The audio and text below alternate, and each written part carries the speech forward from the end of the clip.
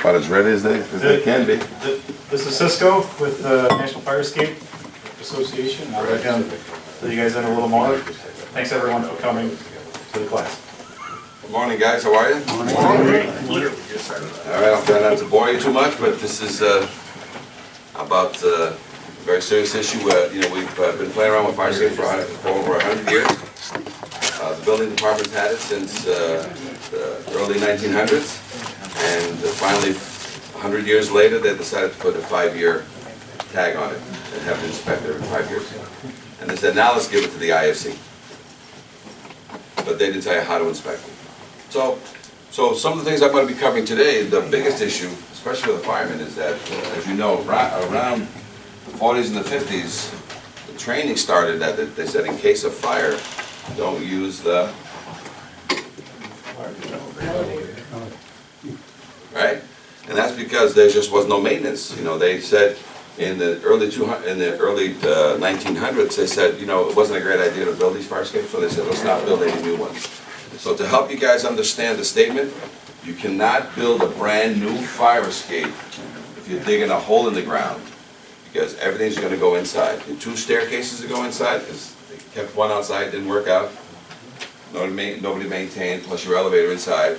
So since the 1900s, they've said, let's get rid of fire escapes.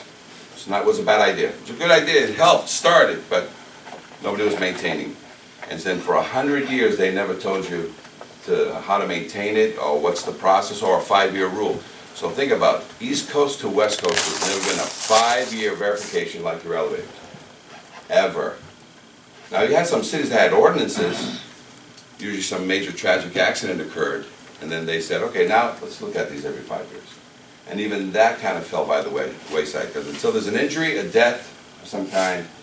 But so the firemen started coming in and saying, you know what, we're going to take this upon our own, and basically saying that in case of fire, don't use fire escape. So, what we're going to go on today, what we're going to do is we're going to make it interactive. I've got some rusty gold over here, because, you know, these things have been around for 100 years and nobody's put a dime into them. And they collect rent all the time. So, you know that you need to maintain 2 means of egress on your building in order to rent your property, right? They haven't. And yet they still collect rent. So these are rusty gold. So you don't put any money into these because they're outside. This is the bastard child of egress. So I'm going to go and talk about how long it takes to make, you know, a lot of people don't realize this is a 1/4 inch of steel. You give it 50 years, it'll make 1 inch of rust. And that rust will somehow, and I'll go into a little bit more detail, that rust will infit a connection. And that connection will eat the bolt that your men step on. And it'll rot the through bolt that ties the whole structure back to the building. So that's what today's class is going to be about. So, we're going to talk about that. There's been activities on fire escapes. There's been some nationwide. There's been injuries. There's been fatalities. I'm an expert witness on a lot of fire escape cases. My first case was a fireman that fell through a fire escape system while he was saving somebody. So, let's get into questions and answers. Can everybody see everything all right? I just want to make sure that if you could tuck over a little bit. I'm recording this. I'll put this on online in case any of you miss it. You can watch this. It's free. You don't have to register or anything, but you can watch this class. So if somebody in your department isn't here today, they can watch the class. Okay? So you've got your booklet. Let's, as they say, let's get into questions and answers, because that's what I'm here to do. I'm supposed to answer all your questions in regards to, you know, fire escape, the mechanics, the nuts and bolts of it. As far as code, that's what you guys are here for. There's building code, there's fire code. I'll touch upon code, but it's that simple. For 100 years, the building departments built these fire escapes and maintained them. So 100 years later, in 2012, that's when the IFC finally implemented the 5-year rule in New York City and in LA. Right? So, and until those cities have adopted the state code of the adoption, so imagine no 5-year rule in any of these cities. Chicago, no 5-year rule for 100 years. So anywhere that's a rust belt, anywhere. And so now you understand why in the 50s and the 40s and the 50s, all firemen were trained to bring your own ladder, bring your own apparatus.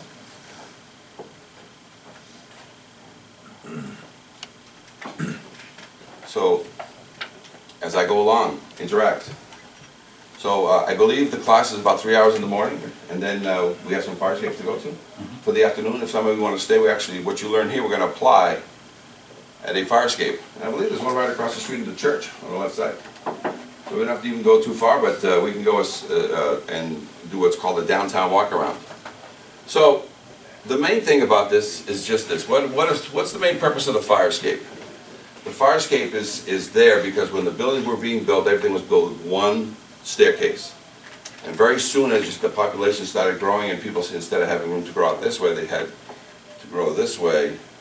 And this one, these 3 to 5 story buildings with one staircase, usually up against one side, row housing. As soon as you have a fire of any kind, they needed a second way out. So fire escapes started becoming one of the solutions.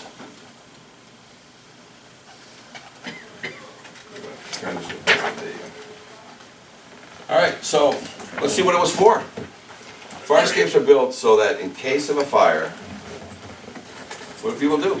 They get themselves up. They don't need your help. Trust me. When there's a fire, we don't need your help. So it's made for tenant egress, right?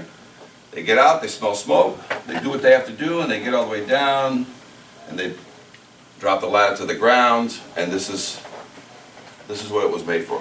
But it's also made for you guys to get back in the building. So it's made for ingress. The problem is this going to hold this amount of people? Is this going to hold this amount of firemen? Well, let's do some calcs.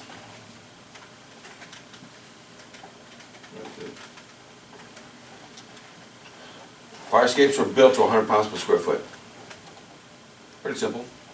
And we're going to do some quick math in your own head so you can understand how overbuilt these fire escapes are. And whether or not we're going to use 150 pounds or 300 pounds. Let's start with these people here. A typical 5x5 is 25 square feet. So 25 times 100 pounds per square foot, it can hold 2,500 pounds. So let's count some people. Let's say all these people came out of their building and they stepped on a platform that's 5x5, and we got 10 of these people to somehow fit in the 5x5. Can you get 10 average people? Okay, here's just some examples of people congregating. Can I get 10 of them in a 5x5 without really squeezing them really hard? Yeah. Okay, so let's say we squeeze 10. 10 times 150 pounds an average person. Because we got little kids, got big people, so average, that good average, 150 pound person. How many pounds? 1,500, how much more we got left? 1,000 pounds left. So they get out, fire escape doesn't collapse, everything is good, all the through bolts are good, all the connections are good, right? Firemen show up, they weigh 200 pounds apiece. I know, guys. Plus 100 pounds of gear. Now look at all these guys congregating. Same 5x5, and I put 5 firemen. What's 5 times 300? What can it hold? 2,500. So whenever you're on the news and you hear of a fire escape collapse, you hear of a fire escape anything, that, oh, there was a party going on, you shouldn't have that many people on a fire escape. Is that a true statement? Nope. Not enough room. If you follow the mathematics, you have to be 2 feet square, 10 to 12 feet tall, weigh over 600 or 700 pounds a person. You got any of those people in your cities? So that's what it's made for. So and the key is now, in the 1900s, they have not changed the 100 pounds per square foot rule. They should have built these things at 60 pounds per square foot, you know? No, they built them at 100, so that you can bring, if there happens to be a circus in your apartment that night, you can bring the elephants down, the camels, you can bring anything you want down these fire escapes. And as long as the through bolts are not rotting out, And as long as the connections are not rotting through, this fire escape will, so a properly installed and maintained fire escape will never collapse. And if it does collapse and there's a piece of wall attached to this fire escape, what failed, the fire escape or the wall? Got it? No, fire escapes can't fall. If it drags a piece of rock with it, a piece of wall with it, the fire escape didn't fail. It did its job. They're through bolted, they're cemented into these things. They rely on each other. There's a lot of redundancy here. Just, you know, believe it or not, this fire escape is holding this fire escape by this staircase. Or this fire escape is holding that staircase, that platform up because of this connection. So it's either suspending, holding, it's in tension, it's in compression, it's running in every direction. Does that make you feel a little bit better? So 50, in the 40s and the 50s, because nobody was maintaining these fire escapes, because you were writing the wrong violation. So let's stop writing the violation. Guess what was the normal violation when they first built these in the first 25 years of life of anything, whether it's your house or whether it's a fire escape? You write a violation on it and it's scrape and paint. Right? 50 years later, what's the violation? Scrape and paint. So let's talk about how the welding witch doctors came to be. Anybody know what a welding witch doctor is?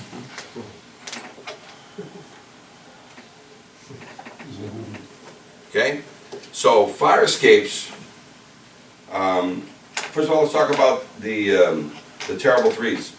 You write a violation, scrape and paint, give it to a client, whether it's a business in downtown or whether it's a residential apartment complex somewhere, and they get a violation review that says the word scrape it and paint it. They call the Joe Painter down the street. Joe Painter down the street comes down, looks at a typical 3-story fire escape, 5-story fire escape, and he says, I can paint that for you. Terrible threes. $3,000. Right? And then he says, hey, but just you know, when I was going up there looking at it, a couple of loose treads I saw, you should get a guy to come on and goes, oh, I know somebody. So he calls Joe the welder. Joe the welder shows up and says, oh, yeah, I did go up. I did find some problems there. And some of the treads have a little bit of rust in them. Right? And what I'm going to do is I'm going to secure it all. And by the way, I can also paint it. And I'll do the whole job for you for $13,000. And when I get there, I'm just going to weld this stuff. And I'll weld where I can. And where I can't, I just will use 1/4-inch rounds or 3/8 rounds, 1/2-inch rounds. You stick it in there. And you weld from this metal onto the new metal to the other. It's called bridge welding, right? And so when you get bigger connections like this one, you do the same thing. Just use a bigger round. Now this iron is alive. Anybody here take a welding course? So when something is still growing and expanding, what happens to your weld? So welds snap, bolts stretch. So they've introduced, so that's how the welding witch doctor came to effect. But he goes, I'll do it for 13. And by the way, I don't like the paint guy. I'll paint the fire escape too for 13 grand. So the guy goes, okay, so now he's got $3,000 price, $13,000 price. And he's like, oh man, let me call I know an ornamental guy down there. I think his dad used to build these things. So he brings the guy down, the ornamental guy comes down. He has a shop, he has trucks, he has people, he does I-beams, he does railings. And he's no longer in the ironwork, in the fire escape business. Because when did they stop building these? 1900s. Every fire escape in the nation, fire escape specialty company doesn't exist. There's no more fire escape specialty companies in the nation. I'm the only one that has a fire escape company, and all I do is fire escapes. Everybody else went out of business when? And who got to take it over? And do a few jobs here and there? The ornamentals. But who stole the job? So the ornamental guy goes, dude, you know what you got to do there? I built a few of these with my dad back in the day. By the way, my dad's 82. Still does fire escapes today. We're doing it. He dragged me into this crap in 1971. So, son of a shoemaker. But he goes, hey, yeah, there's no welding allowed. First of all, since 2010, they got lead paint on them, so what can't you do? You can't burn it. Really? The guy didn't say anything about it. Of course he's not. He's a welding witch doctor. Number two is these fire escapes. These things are made with connections. One piece of metal, another piece of metal, and a bolt in the middle. Heats up in the summer and does what? Blows in the wind and does what? In the winter it cools down and does what? And when it does that, what happens to the stiff paint that you put over it? It cracks. Where? At these connections, allowing what to get in? Water and air.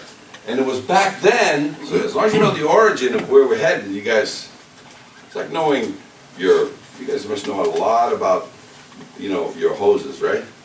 You know a lot about your ladders. You guys treat your ladders with more respect than you treat fires.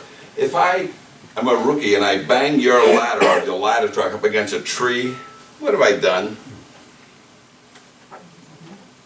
I put up a ladder and then I just let it drop and hit the sidewalk. What have I done to that ladder? It's going to be showing up at some flea market somewhere, because can I rebuild it? Can I? This is the best ladder system you guys got. Needs no oiling, it's there at your beck and call through rain, through snow, and you guys just said, you know what, we're just not going to use it anymore. So the ornamental guy says, because it's got to move, I got to go in and I got to take every one of these bolts apart, remove all this, separate the steel. So I'm going to disassemble it in its place, because I can only take out what I can put back that same day, because I can't leave it unusable. I'm going to take it apart, clean it, prime it, and then I'm going to put it back together, and because they didn't have it in the 1900s, I'm going to use some silicone to waterproof the inside of these connections, because when they first built them in the 1900s, did they prime the inside of these things? So what was the first thing that started rotting? Even though the outside was painted, what's the first thing that started rotting? The inside of the connection. That's why they said paint, paint, paint, paint, and people. Today you build a deck, pine or pressure treated? Why? Because you're lazy, because you're not going to maintain it. So what have they done? They've taken you out of the equation. Because pine is fine. If you keep painting it, what don't we do? Well, you're building a fire escape today. Painted steel or galvanized steel? Why? Because you're lazy. You're not lazy today, but you're going to be lazy 25 years from today and 50 years from today. And galvanized is a lazy man's PT. So he says, so I have to take every one of these bolts, disassemble this whole thing, put it all back together. Some of the material is already worn, so I will have to replace some of the components, and I want $33,000. So now the owner of this property, who's been making nothing but rusty gold from this thing outside, he spent 50 grand on a foyer, marble foyer, but he won't spend 5 grand on this fire escape. Okay? So he says, we look at that violation again. And it says, so let's write this down so that you'll know what, every violation from now on, you gotta write this. Inspect, repair, load test. That's all you have to write. Inspect it, repair it, and load test it. In the NFPA says it best, the authority having jurisdiction shall accept by load test or other evidence of strength. So let's compare load test to other evidence of strength. What is that? So load test it or other evidence of strength. So if I take out this connection and I put in a brand new bolt, do I need to load test it, or is there other evidence of strength there? If I take this connection that's in the building that's suspect and I put a brand new one next to it, I leave this one alone, I didn't even touch that 100-year-old wall. I just put a brand new one next to it and I mechanically fasten back to the fire escape. Do I need to load test a brand new one? Other evidence of strength. Okay? So load test it. So if I spot repair my fire escape and I leave behind a bunch of these bolts and a bunch of these things, what are you gonna ask in your violation for? Inspection, repair it, load test it. The repair now, a full refurb, will get you other evidence of strength. What are some other examples of a full refurb on a typical 100-year-old house? How many of you have seen a 100-year-old roof, 100-year-old windows, 100-year-old boilers, 100-year-old plumbing, 100-year-old electrical? The interiors of these buildings have all gone through some form of renovation on average every 25 to 35 35 years. So how often should these bolts have been swapped out in a 100-year cycle? Right? Because as soon as you change the fasteners out, then you'll remove certain material that is rotted. Have they ever done that? In 100 years. So the age of a typical fire escape, if you see rivets, they're 100 plus. You see square head bolts, and they're square head, 75 to 100. They've been building fire escapes since the 1860s, 70s. So let's inspect, repair it, load test it. As soon as you write that very violation, you're going to get a call back from the owner. It's going to ask you 3 simple questions. What's the 3 questions? He goes, what do you mean by inspect? And it's very clear in your document. It says design professional others that are a specialty in the business, right? What's your next question? He goes, what do you mean by repair it? Yeah, the guy who's going to write up the report is going to tell you what to repair. And by the way, because you guys know all the players in your own town, right? If Henry the welder is going to show up at your fire escape, I'm not going to let it pass. Well, he's the one that's been fixing all the fire escapes. I know. He's a witch doctor. He's a welding witch doctor. That's why my firemen don't get on fire escapes. Let me ask you a question. Can Henry the witch doctor fix the fire escape if he leaves his welding machine at home? He's more than capable. To change bolts? He has all the skill. You know what's cheaper for him to do? Drag 100 feet of cable onto a structure that's 100 years old. The wood is drier than what? Than the grass around it? Now, this welding rod, I'll show you a piece, is a common thing in Boston. Kill 2 firemen. I'll show you the piece. Because this too is, we have welding witch doctors everywhere. East to west, north to south. They became the de facto fire escape repairers. And why was that? Because there was always the magic 3 numbers. Because who started the violations being written wrong? Who started that in the 1900s and then all the way into the 1950s till the present day? You write scrape and paint the fire escapes, which you assume they understand what it means, that they understand that it means inspect, repair, and test. And they don't. Right? Because these fire escapes, these buildings are not supposed to be here. Remember in the 50s when they said, you know, in the early 1900s, listen, no more fire escapes. What about these buildings that already have fire escapes? Dude, in 50 years, they're all going to be down. There's going to be all brand new buildings. But what didn't they expect to happen? Somebody went out and invented duct tape, zip ties, bubble gum, tinfoil, Gorilla tape. So right now, it took over 75 years to screw this up. You're not going to fix this in 75 days. This is going to take 3 to 5 years on average to change, and it's going to start in your downtown because that's where everybody is already in a business sense, business mind, and the word will get out that the fire escapes need to be part of the future of your downtown because some of these buildings are not coming down. They're going to stay. And sometimes when you do some horse trading with them, there's no other place to put another staircase inside. We'll talk about that a little bit. All right. So, what's been happening with fire escapes lately? Well, a couple things. If you guys remember back in the day before AC, right? But this is one of the main uses getting people, and, you know, sometimes there's only one way to get certain people out, watching parades, or smoking, in a non-smoking building. Where's the new de facto smoking room now? The new vaping room? Right there. By the way, this is an example of that fire escapes kill anyone and everyone. In Chicago, one of our guys, his father, 57 years old, fell 7 stories to his death doing exactly that kind of activity. Because he pulled out the wrong bolt or pulled out the wrong connect, and so who does fire escapes injure or kill? Everybody. Everybody. You know who they don't kill? The owners of the building. So the first thing you guys can do in starting the change is pass an ordinance in your city that requires all owners, landlords, to collect their rent off the fire escape on the outside window.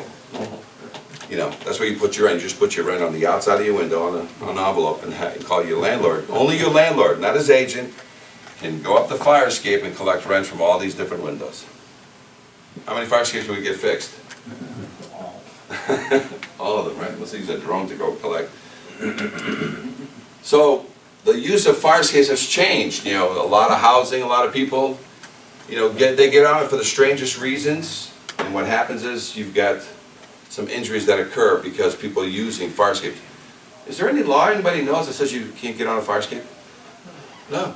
Ready for instant use at all times. Vendors, owners, people repairing the building, right? So even a thief, if he gets hurt on your fire escape because you haven't maintained it, he has a case because he's a thief, but he's going to take you to court because you maimed him or killed him. Question. Right up this. The smoke, the flames, and the frightened faces, all in a firefighter's line of duty. But Chief William Hitchcock remembers the night it wasn't the fire that almost stopped him, Oh, I was scared to death. but the fire escape that broke underneath him. When the railing just came away from the building. And our investigation found across Massachusetts more unsafe fire escapes, rusty, deteriorating, crumbling, broken. And what state officials didn't know, the system they set up to keep fire escapes safe is also falling apart. The potential ramifications are disastrous. So let's look at this one. This expert ironworker is licensed to build, maintain, and inspect fire escapes. So then over here? For months, we examined dozens of them with alarming results. Looking at this today, would this pass inspection? No. In dormitories, at theaters, at homes, and apartment buildings. Rust is actually eating away the metal of the fire escape. Right. And the bottom line? It'll get weak and then eventually it'll fall. This one has rotted connections. This one, missing bolts, twisted metal. Would the stairs come down? No, never come down. This one, a broken tread. So how dangerous is it for the people inside this building? This fire escape is definitely going to put somebody either in the hospital or it's going to put somebody in a cemetery. Fire escapes are so critical. The state building code requires they be certified for structural adequacy and safety every 5 years. But our investigation found that safeguard is simply being ignored.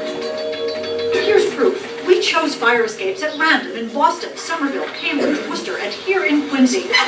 We checked building department files But there's no fire escape certification. to see if building owners had submitted their mandatory inspection reports. There's no certification in this one either. Bottom line, not one we checked in Quincy had been certified as safe. And the Director of Inspectional Services admitted because of staffing shortages, the city has no idea how many other fire escape owners are breaking the rules. And as a result, do you know how many fire escapes in your city are safe or not?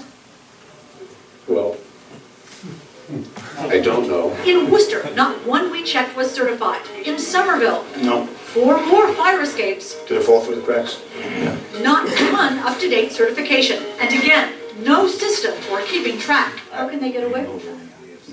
I guess that the shortest answer of all is because we don't have the resources to sit here and follow up on these things. If structural deficiencies are reported, local building inspectors can actually evacuate residents until repairs are made. Would you talk to us on camera about this? No? But when we surveyed 24 more communities, Most admitted they had no idea how many fire escapes were certified. In Taunton, inspectors told us they haven't seen a certification in 25 years. Northampton officials said it's a cold day in hell when that happens. In Cambridge, too, not one of our test buildings was certified, and the official in charge would not come out to discuss it. In Boston, where there are more than 8,000 fire escapes, again, according to inspectional services, not one we checked was certified. Officials know they are required to enforce the building code, but they admit they don't always know if owners are breaking the law. The building code is being ignored. Right, but it's difficult to write a violation when you don't have knowledge of something like that. But state officials say for a critical issue like this, communities should know. And they warn the Massachusetts building code is not optional. Does it worry you that these fire escapes are not being certified? This is an important issue and should not be ignored. That's because after the smoke and flames begin, it'll be too late to learn you've got no way out. I can't stress it enough, Hank, that these things have to be maintained and someone's got to be watching. As a result of our investigation, state officials will now issue an alert to local inspectors. Meanwhile, if there's a fire escape on your home or office, you can contact your local building department to make sure it's properly certified. In the newsroom, I'm Hank Philippi Ryan. So, let's talk a little bit about code, because what happened in Massachusetts, which didn't happen, this is a famous picture that won a Pulitzer Prize, and happened in 1975, and back then, you're supposed to maintain your fire escape at all times. That's what the 100-year rule is from the building departments. Maintain your fire escapes at all times. So if it ain't broke, don't fix it. If I don't have a violation, and because, scraping and painting a fire escape, does it require a permit? There's no verification. So you would just fix it at your own leisure. So unless a truck hit it, unless something was happening, very rare, even a gut on side of a certain buildings, would a building inspector go out and verify your fire escape on. He just assumes that you did. So let's talk about the varying codes here and what it is. So first of all, in 1975, they added the 5-year rule. In 1975. And this is me, as you can see, that was my evil twin brother. That was done in 2003. That's how long I've been banging this drum. It wasn't until 2012 that the IFC came out with the 5-year rule. I was in Utah teaching a class in Salt Lake. And somebody just said, oh, by the way, are you aware that now the 5-year rule is implemented in the IFC? So just as a general rule, in 50 states, 40 of the 50 states, IFC runs those states. 10 out of those 50 states, including Massachusetts, IBC still runs the fire escapes inspections. Because it left, it's almost like a Godfather movie. I tried to leave and they pulled me back in. And so the 5-year rule in Massachusetts is handled by the IBC. So let's talk code right now. IFC, you guys are 2015, right? 5-year rule. IFC 1104.16, right? Yep, Yep. 16.5. So everybody write that down. You want to pass that word on to them so that everybody knows. If you're going to violate somebody, they're in violation of the 5-year rule, which has been in effect for how long? Well, At least since November 17. so the whole state now, do you guys, some cities have an issue, they also have their own adoption process for the city itself. Is that the case, or is? We have a state code, right, Tommy? Yeah, so that, Is it still in the OFC then? yeah, this is chapter, if I may. Yeah. So remember, chapter 11 in fire code is new construction requirements for existing buildings. So you can only use that in certain cases, but then within the scope it says 1104 is required for everything. So that includes like emergency illumination power, exit signs. The fire escape 5-year rule is included in that section 1104 that says all buildings have to do this. So that's 1104.16.5.1. Could you read it, just so everybody can hear it? Fire escapes, stairways, and balconies shall be examined for structural adequacy and safety in accordance with paragraph 1104.16.5 of this rule by a registered design professional or others acceptable to the fire code official every 5 years as required by fire code official. Inspection reports shall be submitted to the fire code official after such examination. Got it? Now we have any building department? Why you guys laughing? I'm not laughing with you. You make eye contact. So it's there since 2015, and so every building you go into, we're gonna show you how to piggyback these things. So let's say, before, any building departments in here? So anybody know what, in the building code, where they deal, because a lot of times in the IBC, they say see the IFC, unless they've amended the code in your state. Anybody aware of that? Because right now, in 2012, everything went to IFC, and when you went to IBC for maintenance of fire escapes, it said CIFC. Okay? And then unless your state said, no, we want some of that money back, put it back in IBC, and they amended accordingly. Anybody aware in your state? So you're an IFC? The IBC references all maintenance issues to the fire code as far as that. The only thing that the IBC does when it comes to maintenance is that if you are not maintaining it in accordance with its original design or its latest certificate of occupancy, then it's operating outside or not maintaining that certificate of occupancy. Did you get that? So when you go out and you're doing your, let's talk about a possible piggyback. Just because a lot of times people forget, you know, that these are, you're required to tell people to 5-year inspect, or the owners are supposed to know they're supposed to 5-year inspect. It's the owner. It's fully reliant, it's on the owner. The owner's supposed to know they're supposed to do the 5-year inspection. They haven't done it for 100 years. How many owners do you think remember? Care to know, want to know? They don't know. So if you want to piggyback it a little bit, this is just some suggestions. If you're testing the sprinkler system, right, and somebody submits, what's the rule on the sprinkler systems? Every year. Every year? Did they do the 5-year pressure? Yeah. So imagine the 5-year pressure has to have an attached copy, not an inspection, an attached copy of the fire escape certificate. So now you're not asking for an inspection, you're saying I need a copy of an already existing inspection. How about smoke detectors? Building's all brand new, ready to go, ready to occupy, and your last one before they occupy is the smoke detector, right? So, well, fire alarm with this, they call it the smoke, you know, your smoke inspection, right? The smoke detector inspection. And they're ready to collect rent, and they're ready to put people inside, and you say, I just need a copy of the fire escape affidavit. They're like, what do you mean? He says, because when the alarm goes off, where do people run? They run to the interior stair that way, or they run to the fire escape that way. I just need to verify that you have 2 certified means of egress. So thank you very much for the, you know, the smoke detector, but I need a copy. They don't have one. What do? Stop the money train? Stop the money flow? Or pass that on as a violation and say, you leave it pending and open. It's up to you, it's your call. But if you tie these things, if you buddy up these fire escapes with something else that is necessary, you can either make it as a stop, or you can just say, you know what, I'll give you 30 days to comply. It's up to you. Got it? So IBC, IFC, we're going to talk about OSHA. We're going to talk about, actually, let me talk about this one a little bit in New York City. Fire escapes are now starting to drop things on people's heads.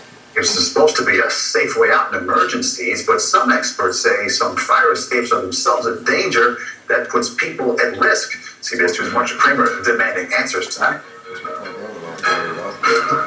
We see the trailer ready this launch by itself. How much rust is inside that? I wouldn't go on the fire escape.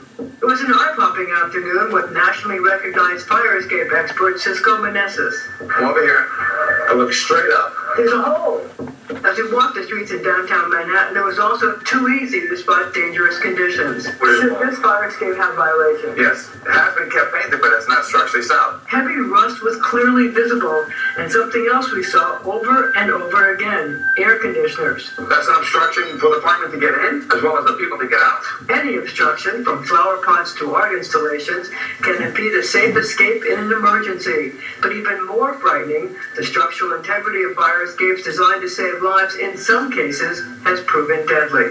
Earlier this year in Soho, a tread fell from this fire escape and killed one pedestrian and injured another.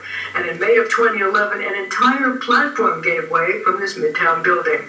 You can see here the evidence of corrosion. That's what caused the platform to fail. Attorney Herb Cabrera says the victim fell 12 feet and needed multiple surgeries.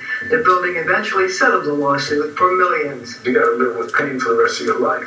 According to the Department of Buildings, there are about 200,000 fire escapes in the city, and they are all required to be maintained by building owners. In buildings 6 stories and above, fire escapes and building facades are inspected by the DOB every 5 years. We have a limited number of inspectors in the city. We do the best that we can. And they were clearly concerned when we showed them some of what we found. This is a clamp. How do you feel about that? It's holding the fire escapes. It's an unacceptable condition. So what about situations where you have clearly rusted out parts? We will write violations for failure to maintain when we run into those conditions. This year, there were more than 5,000 311 complaints to the DOB, as well as the Department of Housing Preservation and Development and the Fire Department, who also does regular inspections to make sure firefighters are safe. If you feel a fire escape is dangerous or unsafe, we don't expect our members to go up. The fire department says they will put up ladders or find another way in. Firefighters have been seriously injured on fire escapes previously. There's a dear price to pay when an owner does not carefully maintain the fire escape. The fire escapes on some of the buildings can be 75 to 100 years old. Our expert told us that some of the bolts holding them up have never been replaced. If you see a dangerous situation, call 311. I'm Marsha Kramer, CBS 2 News. What was your question? It's answered. You know, all our fire escapes, which is not many, but all the ones we have on the backs of buildings on the side near an alley. And you put up a picture and you said people were watching parades, and I was thinking, like, do people have fire escapes on the front? Well, now I see that. Like, wow. They're all over, they're on all 4 sides. The A, the B, the C, and the D side. The north, the south, depends on how you want. When we do our documentation, we show where it is on the structure. And it became an answer. So let me tell you the natural history of fire escapes. So first of all, we answered the question. No new fire escapes. You dig a hole in the ground, can I put up a fire escape? No. So every now and then that carries forward. Existing structures, can I build a new fire escape today?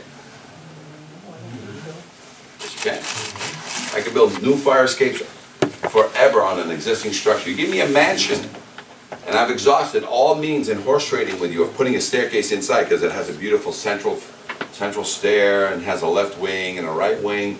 Guess what I'm putting on that thing to make that thing not go to the wrecking ball? We're going to put fire escapes on it, or an egress fire escape. Why? Because it's allowed by law. After you've exhausted all means. So what happened in the 30s, the 50s, and the 70s, when you had these mansions that have been around for 100 years, and they were going to go to the wrecking ball because the new millionaires were building somewhere else now. Wherever the millionaires used to be, they're all surrounded by poorer people now, and they've got these beautiful homes, and what do you turn them into? Apartments. So how do you get a 14-room mansion and you turn it into apartment or condos, but mainly apartments back in the 50s? What do? You slice and dice, add a bathroom, add a bedroom, a kitchen, and then what do you need to get out? Through a window, in the alleyways. A fire escape. So that's how some of your buildings have lasted this long, because they were converted. And what was the quick fix for it? Fire escapes. Who built them? Not fire escape companies. Ornamentals built them. And what book did they have to build them? There was none, because they had a bonfire in 1912 or 1915. They took all the books on how to build fire escapes and said, what? We'll never need these anymore. Burned them. So what they did is they copied existing fire escapes out there. That's how you build one. You copy one. That's why in 100 years, have you ever seen and new development in fire escapes.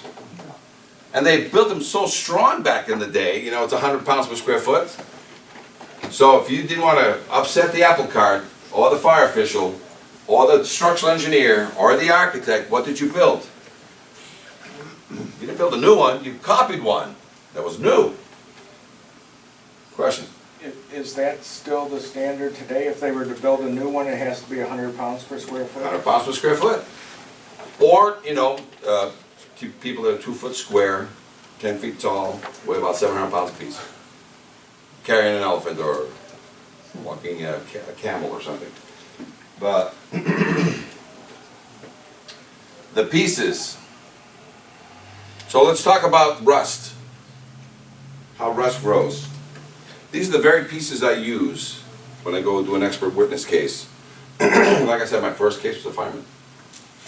27 years old, became, damaged his vertebrae and his spine, was basically out for the rest of his life. What made that case unique is that, as you know, when you get hurt, injury, workers' comp, you know, you got hurt in the line of duty. He said no. He sued the owner directly because he got hurt intentionally through neglect.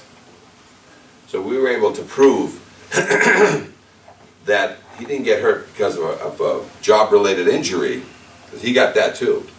He got hurt because the owner ignored his duties of maintaining the fire escape. It's like those people that used to put glass on top of cement walls, nails on the end of a springboard or something, you know what I'm saying? A knife on the end of a 2x4 that comes down if you open the door the wrong way. Can you do those things? You can't ignore it. You can't ignore it because it's supposed to be maintained at all times. So since 1912, you're supposed to maintain this. And you know how long it took to grow that much rust? If a 1/4 inch of rust grows every 25 years, how much rust is in there? 50, 75 years? That's how we win a lot of our cases. They want to blame some act of God. And so, since I've been in cases nationwide, over $100 million has been paid out. My latest case that just settled was in LA. Somebody got electrocuted on a fire escape. The fire escape didn't electrocute him, but there was power lines close enough. And he got it. And LA, the city of LA hired me to.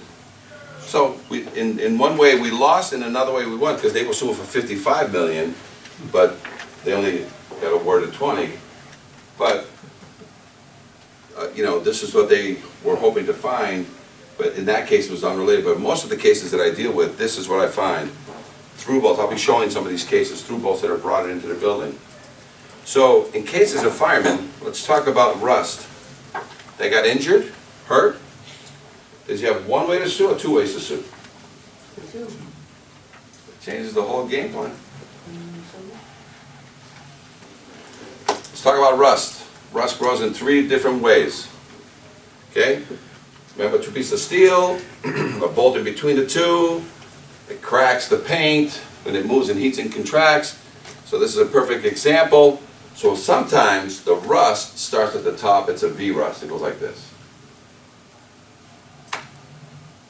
Sometimes, for some reason, it grows from the bottom.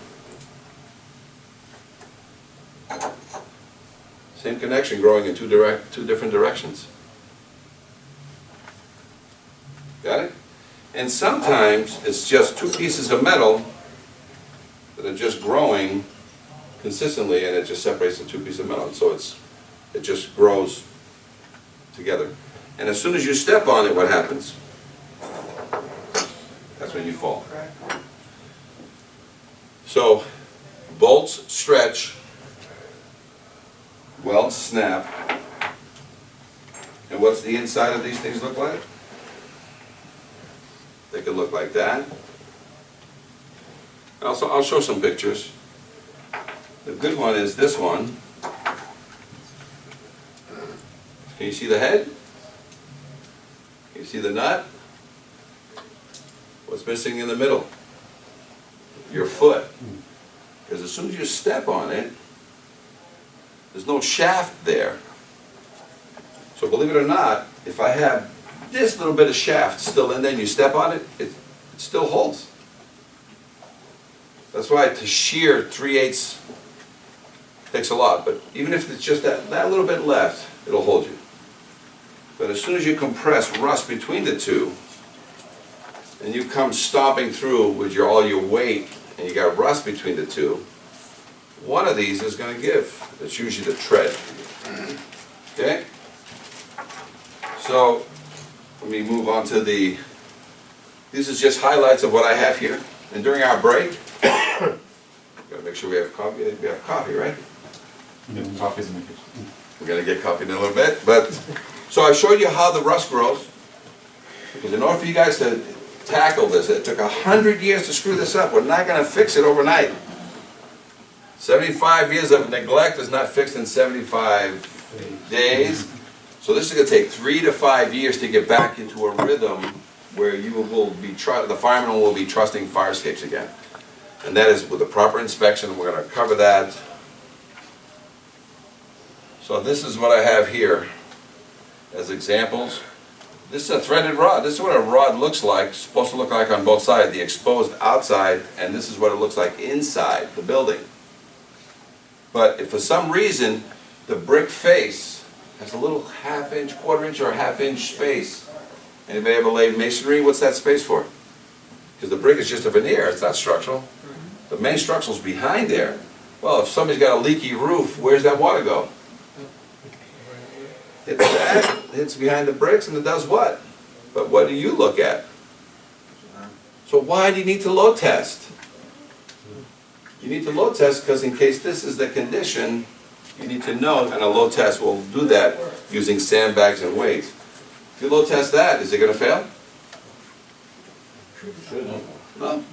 You know what it takes to shear, 3/4 rod? All right.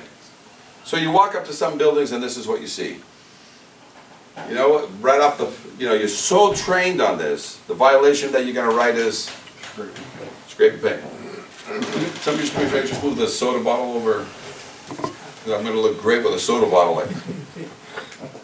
So, but then once you get underneath, look what happened, guys. This is a detention, juvenile detention center. So you write a violation when you look at it from the outside, scrape it and paint it, you're sending the wrong signal. What are you supposed to write? 3 things. And test, right? So this is what we found underneath.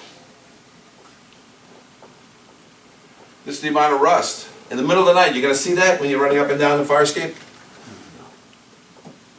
So now you know why you don't get on. When we go up a fire escape, we bring a 3-pound hammer. We do the ping pong test. When you hit something that's got some good positive connection, what's it sound like? Ping. When you hit something that has not positive connection, what's it sound like?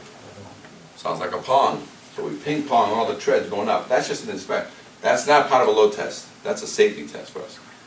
And so what happens is we go up fire escapes. The first line of defense is really the inspectors that go on these things, and you'll be taught to, when you're looking at a fire escape and you write a violation, you don't have to get on it.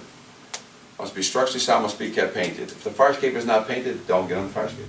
You already have enough to say, it needs a paint job, and because you didn't paint it, I know that all that rust is internal. Because I'm going to prove to you that rust, right now, you understand, right now, when this was put together in 1912, the 2 pieces of metal that touched each other and then was held together with a bolt, were they painted? So the first piece of rust that started in every fire escape that's painted black on the outside starts where? Inside a connection. And as soon as the paint cracks, and it's given 2 things it needs in order to make rust. What do you need? Air, moisture. That's why when the paint cracks, and when we fix these, we put silicone in there. 50-year paintable silicone. Why? Because it's flexible. Right? So with that, if this is the first place that it starts rusting, okay, and you get to a fire escape and it's all brown on the outside, did it rust from the outside in, or is it rusting from the inside out? So if it's got no paint left on this thing, do you really need to check its structural adequacy? So fire escapes rust from the inside out. And you just gotta give it time. How many years have we given it, guys? 100 years, that's all. Just a simple 100 years. You giving anything else 100 years? You're giving your fire hoses 100 years? You're giving your truck engines 100 years? You're giving your fire stations 100 years with no maintenance of any kind, ever? Oh man, I hit a side note. Sorry about that, guys.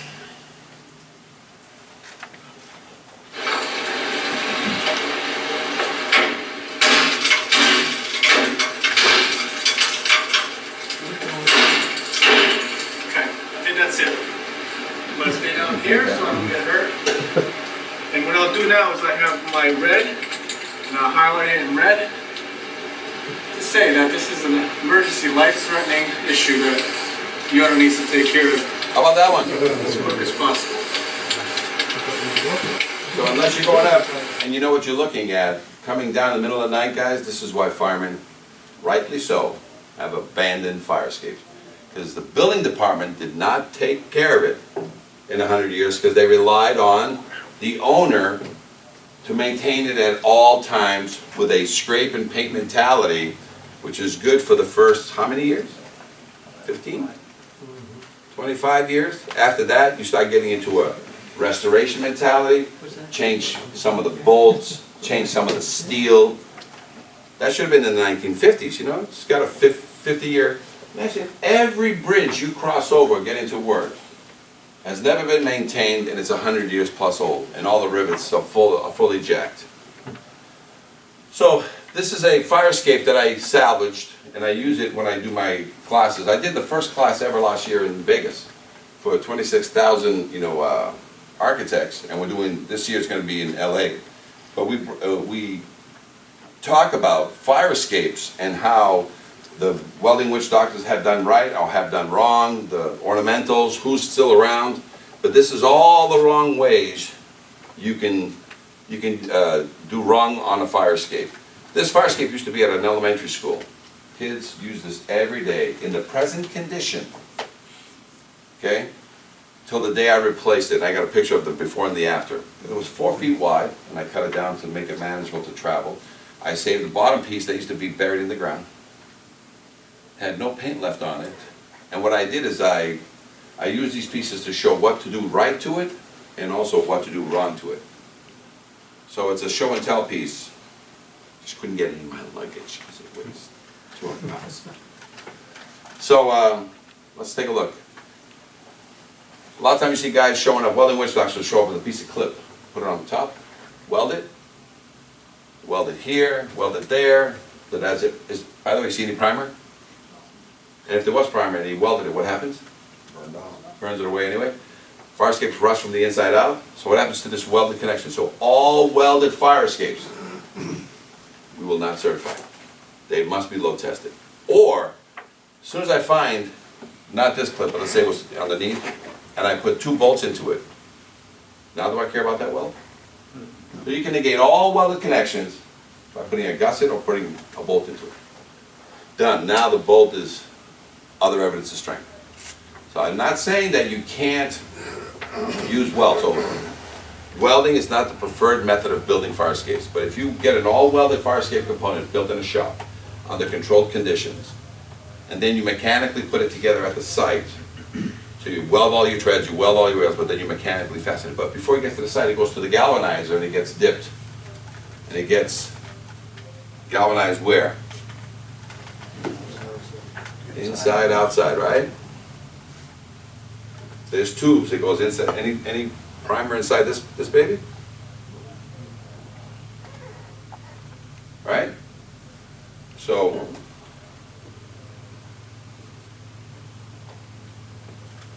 typical. They'll come in and weld the nose. Square head bolt. This is what the welding witch doctors are going to do. And will it pass that date? It sure will. Can you pound on it, jump on it? Yep. What day will give up on you? The day you need it. Because as rust keeps growing, it'll break every one of these welds. And that's typical. Certified welder, has all the certs. There's most ornamental shops, who do they have? Union certified welders, or they have the people who haven't basically got all their paperwork in line, and anybody and everybody kind of falls down into the ornamental field. Trust me, been there.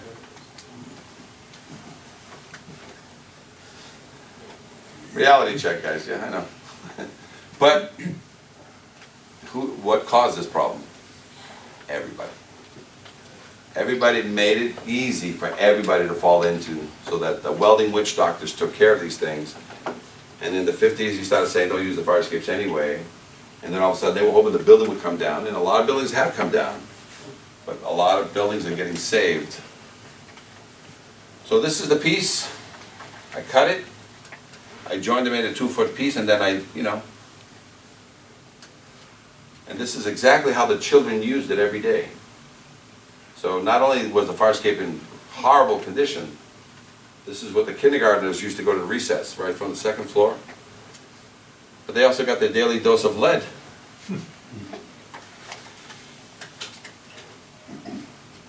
This is what I found.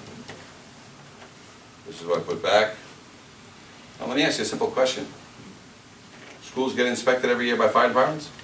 Building departments? States? Guess who told me to fix this? Was it The maintenance guy. file? It was the maintenance guy. Who finally forced, during Christmas break, he says, we finally convinced the principal to take this fire escape, because the little kids would come out, go down and play in the yard right here, and the kids would play underneath it, and all these sharp little pieces, and it's crazy. Mayor Marty Walsh acknowledging that lax enforcement by the city could have contributed to the Back Bay fire that claimed the lives of 2 firefighters. Welders working next door may have been working on the building's fire escape when they sparked the deadly fire. Fox Undercover revealed Wednesday that fire escape hadn't been inspected in 10 years, even though inspections are required every 5 years. Investigative reporter Mike Burnett digging up some new exclusive information tonight. Mike? We looked at the entire Beacon Street block where the fatal fire happened and discovered, just like 296 Beacon Street, most of the fire escapes there are overdue for inspections. It turns out the city doesn't have any mechanism in place to track building owners violating the rules and hold them accountable. Mayor Walsh is not happy. Are you concerned that inspection wasn't done since 2004? Of course I am, and it's something that, constantly every day it seems like something new is coming up around inspection services, and we are looking at revamping a lot of the procedures in there. Boston Mayor Marty Walsh. So everybody thinks they can just fix this very quickly with some magic wand. It's not gonna happen. It's not the building department's fault. It's just recently, as we speak today, in Boston, 4 kids were out there vaping on a balcony, and guess what happened? Gave away. Because they brought it off the building. So, and right next to the fire escape, right? The next building over, the cement is missing on the same balcony. So, whose fault is it? Is it the building department for not writing enough violations, which you guys are overwhelmed, and the fire departments are overwhelmed? It's the building owners. So you need to piggyback fire escape affidavits with something that they're already used. So because fire escapes are the bastard child of egress, what happens is you have to piggyback it with something that is sexy, that people like. So sprinklers, sexy. Smoke alarms, sexy. What else is out there that you guys won't let people inside a building? Fire pumps, you name it. Just marry it to something. It says, you give me this, but I need a copy of that. And you're already going to start getting back permits.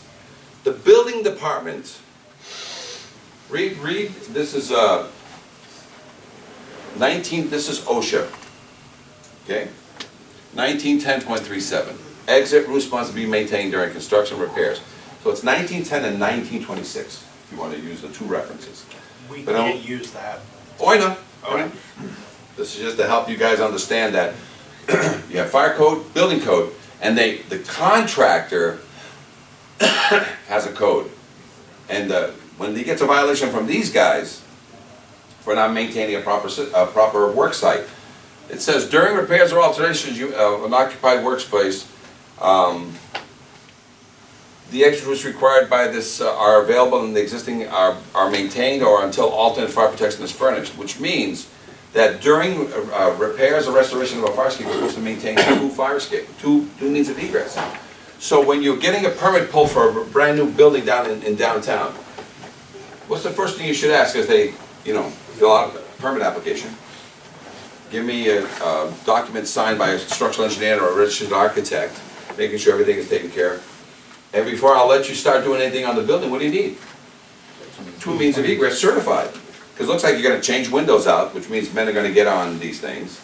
In case of fire, can a lot of your contractors start buildings on fire during construction, they need to get out, or unless you provide alternative means of egress. So are you gonna stop the money train if all of a sudden they don't have the extra 50 or 100 grand to fix that fire escape?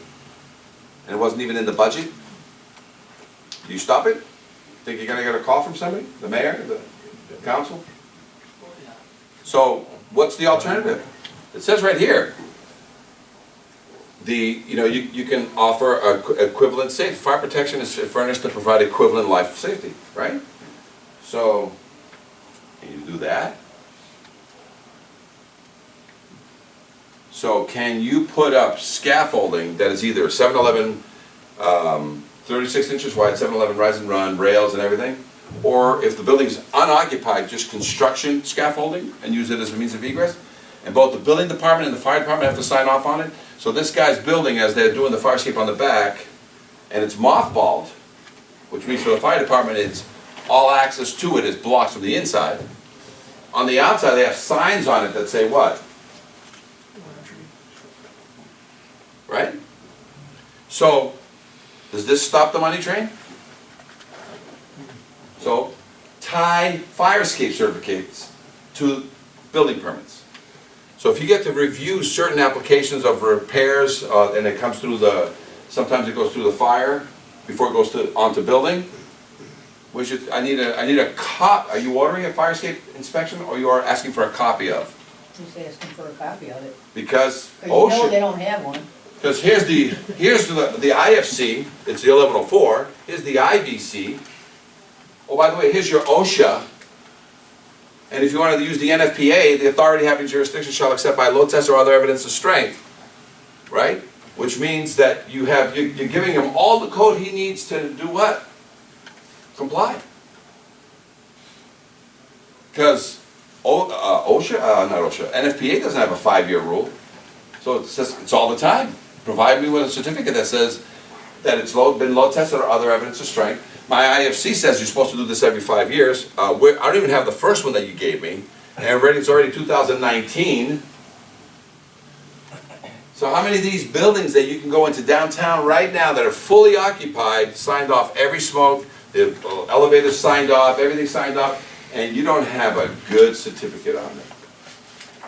A 5-year certificate. And you're doing 1 years on these commercials, right? They walk in, batteries look good, sound alarms look good, windows good, just need a copy of your fire escape affidavit and start walking out. Like, oh, I'll go show you, it's perfect, it's great, I painted it just last week, come on, I don't want to look at it. But since you don't have a copy, and we write you up, inspect it.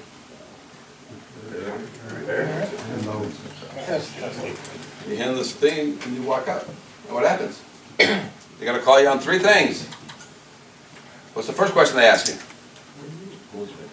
Who inspects it? Who repairs it?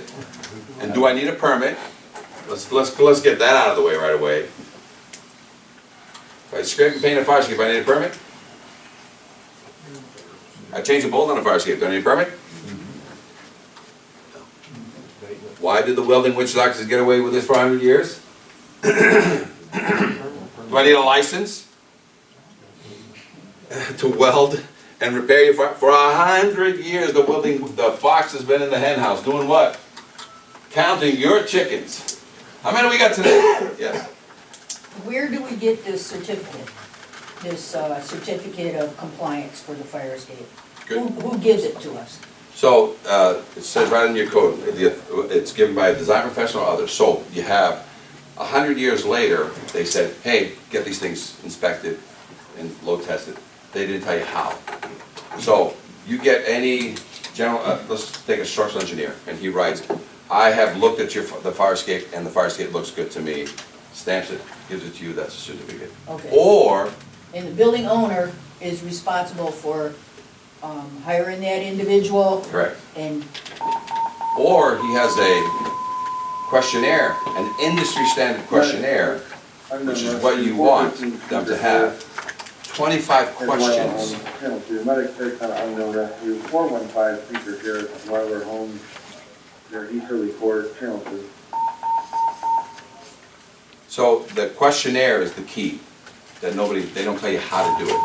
That's what the National Fire Escape Association is. We create, how do inspectors inspect? How do repairers repair? And then at the very end, how do you verify that? Well, you verify that with a tag. So, I show up at your building in the middle of the night in a smoky alleyway, whatever, and one of these is 7 to 10 feet attached to the fire escape. Do I need to read it, or is the color what I need to see as a fireman to get on that fire escape and save babies? I do an inspection, and the fire escape has no life safety concerns, but it's under repair, it has limited use, meaning nobody can get on it. And the repairs are going to start within 15 to 30 days. Okay? But the inspector identified nothing is falling at the time, so it's under a yellow. Proceed with caution. But they're going to start this within 15 to 30 days, right? Under the direction of a permit or a design professional. Because who signs up at the end? So, do you need a permit? You can. If I penetrate the wall, what must I do? Permit. Because you penetrated the envelope. As long as I don't penetrate the envelope. So they can fix this fire escape, and I load test the through bolts, or I am going to penetrate. I need to pull a permit on just the penetration. I get there and I got dangling treads. What do you hang on it?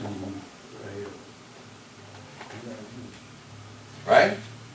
So these, aluminum, has the name, information of who's on it, address, so people can't steal tags and put them on another one. Now, all fire protection equipment needs to be tagged by law. Fire escapes and fire protection equipment. Or their means of egress. What are they? What are they? Means of egress. Is it a fire protection piece of equipment? Not for the code. So in LA, I'm handled under the fire protection. So it's weird why fire escapes fell into this little gray area. But once you see one of these tags on, is that going to help out? So in the very first phase, in the next 3 to 5 years, you're going through, do you really want to fix these fire escapes over the next 3 to 5 years? Because it's going to be a money shock, like shocking off for a lot of these people. Or do you want to just tag them? So when you're speaking to whoever you have to speak to, the mayor, councilman, you say, what are we doing? We're just going to go find fire escapes. And we're going to put 1 of 3 tags on them. Right? And when we get on them, right, and we write the violation, the inspector, whoever shows up, architect, engineer, or others acceptable to us, will leave there with a tag. They're either going to put a yellow on it, means it's in the process of getting repaired, and it'll work its way through our department or the building department or both, or it'll get a white one that says, it passed my inspection, we just need to load test it, or we have other evidence of strength, meaning it's been fully refurbished, or it's got red. And we have a tough client, a guy that owns 75 buildings in our city and plays golf with the mayor, and so, but who does this save? Because this has to be put on the fire escape. So who gets to see it? The tenants who pay the rent. And if you saw one of these on your fire escape, would you pay the rent? Well, do they want these? Nobody wants these. So these taggings is going to save firemen It's gonna tell you when the next year is for inspections. Real quick question. Yes. Is there, besides NFPA 101, is there any other code reference to the load testing? It's the, well, again, the IBC has, it's the funniest thing. When you read the code, it's like, you know, reading certain pages of the Bible. They never let you read the whole thing because it'll make sense, so they can read this page, this other guy reads that page. So let's start off with the IFC. The IFC, a report shall be given that meets the criteria, the material, it's called materials and strength, which means the fire escape will meet 100 pounds per square foot. So there's no word load test in IFC, there's no word load test, but in the IBC, in Boston it says,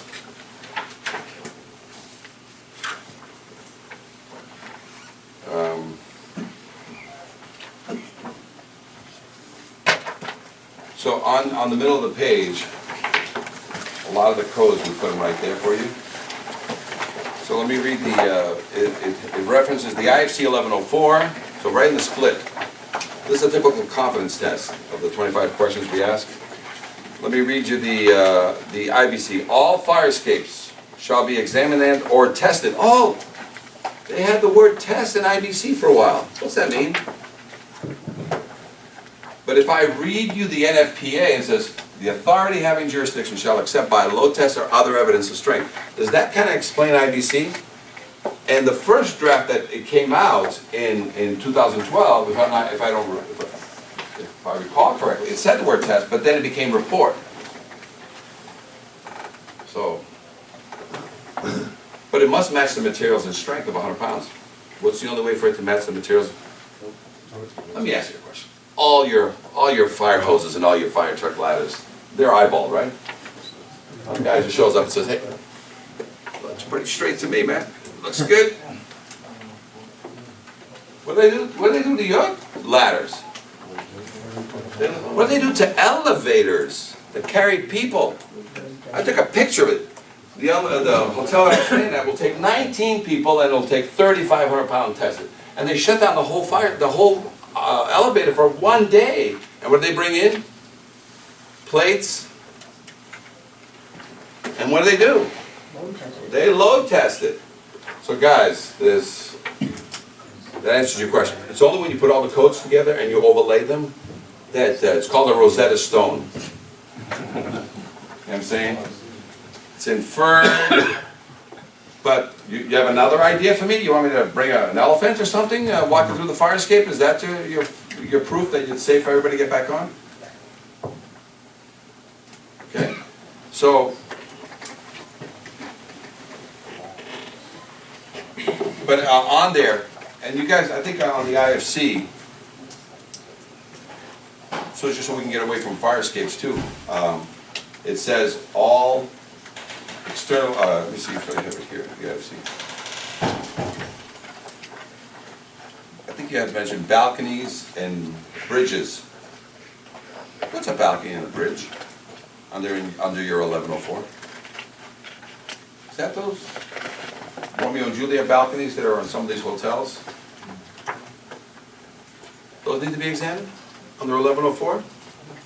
Because on the IBC was all external steel or wooden stairways, balconies, bridges, fire escapes must be examined.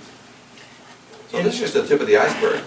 In the for the balconies and bridges and all that, the IFC, or in this case the fire code, does reference all that in chapter 11 for maintenance of it, mainly for horizontal means of egress and areas of refuge. See? So are all external wood stairs covered?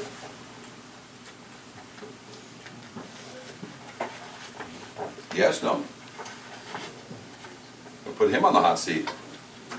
So Romeo and Juliet balconies, covered? Any appurtenances on a building that is exposed to weather, so wood stairs, cement stairs, we had the amazing one as far as the code in chapter 1 that you can use for not maintaining the certificate of occupancy. So if they're not maintaining the building due to neglect, wanton, disrepair, anything of that nature, you can use a chapter 1 violation for that, versus trying to make it into a means of egress one as well. Plus, if you write that, then they have to go to the building department and it goes through a design process, so you can be ensured that it is being done correctly. So now that we're, I'm gonna cover those things with you right now. So let's do this. Somebody give me a time check? How about a 10-minute break to go reload your coffees? And we'll get into that great stuff that you guys love, and that's code.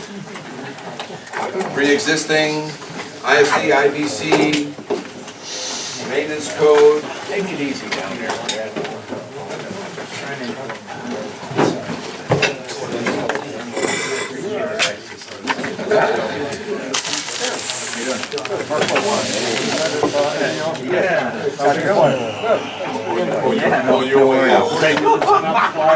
If any of you want to look at, come up here and start looking at some of the rest. Me too. Living the dream now. Yeah, I got a couple more. Ask questions. Yeah, I'm gonna keep the circle one more round. Camera? Just in case. We don't have, I don't think we have any. If we do, it's just